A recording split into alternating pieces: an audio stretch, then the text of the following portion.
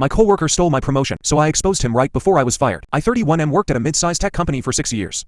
I wasn't flashy, but I was consistent. I built systems, fixed messes no one else wanted to touch, and quietly helped the company grow. Then Derek got hired. Derek was charismatic, loud, confident, the kind of guy who says, circle back, and big picture a lot. Within months, he inserted himself into projects I had been leading for years. At first, I thought he just wanted to help. Then I started noticing something. In meetings, he'd present my slides, he'd reword my ideas and pitch them like they were his. When executives asked technical questions, he'd redirect them to me then summarize my answer like he'd come up with it. I brought it up to my manager once. She told me I needed to be more visible. A year later, a director position opened up.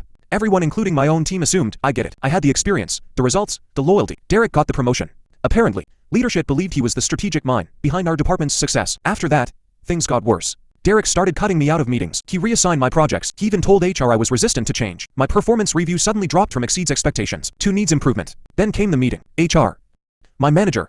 Derek. They said my role was evolving, and they weren't sure I was a culture fit anymore. It wasn't official yet, but it was clear they were preparing to fire me. Here's what Derek didn't know. I kept receipts. For 2 years, I had saved email chains where I originated ideas, time-stamped drafts of every major proposal, Slack messages where Derek asked me to clean up his presentations, and internal analytics showing which employee accounts access and edited which files. The day before my final review, I requested a meeting with the CEO directly, not Derek.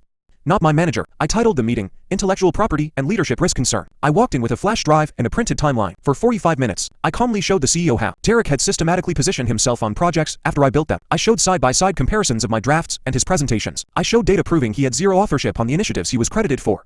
Then I showed something worse. Derek had been inflating projections to make his strategies look more successful than they were. Silence. The CEO thanked me and told me to go home for the day. The next morning, Derek's calendar was wiped. His email bounced. A week later, my manager resigned. A month later, I was offered Derek's director role. 6 months after that, during a major restructuring, the CEO stepped down and I was asked to step in as interim CEO because I understood the company's foundation better than anyone.